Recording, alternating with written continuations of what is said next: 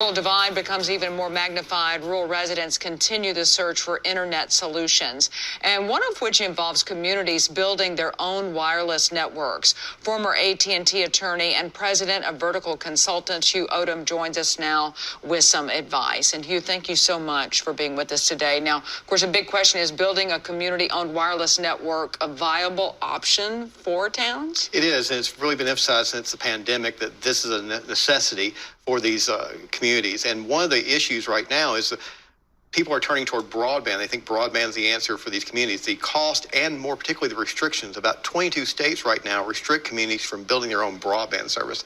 So an alternative is to partner with a wireless company to build out the infrastructure, to get the technology, and you have a wireless mesh network. And this is a quicker way to do it. This is a more efficient way to do it because you control not only get it there in a faster speed, but you control the technology on the towers themselves. Right. And what about federal funds being available? Sure. Some of the funds that already through the CARES Act, through COVID, is being used for this. And secondly, through some of the infrastructure build-out plans coming up, there may be funds that can be filtered down to the local and state governments to build out these networks. And again, these wireless networks, which would serve the problems a lot quicker than broadband.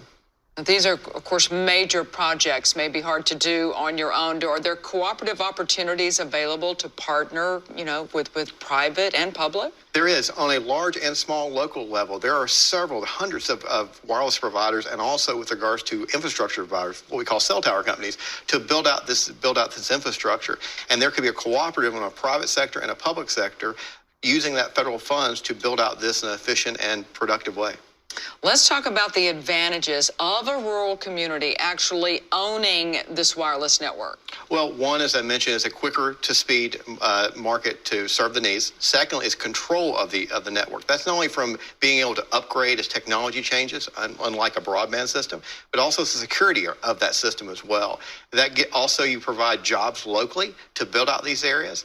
And also you get a situation, if you build out the infrastructure and you build out for your community, think if you build out 10 cell towers in your area, you're able to put your equipment up there, but then as time goes on, you can lease out space to an AT&T, a Verizon, et cetera, so you can generate revenue for your community as well.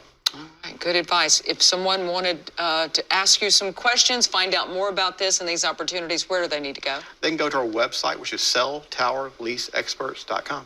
All right, very good. That is Hugh Odom. Appreciate such good information there. That's president of Vertical Consultants, Hugh Odom. Thank you so much for joining us today, Hugh. Well, the 2020-21 sorghum crop was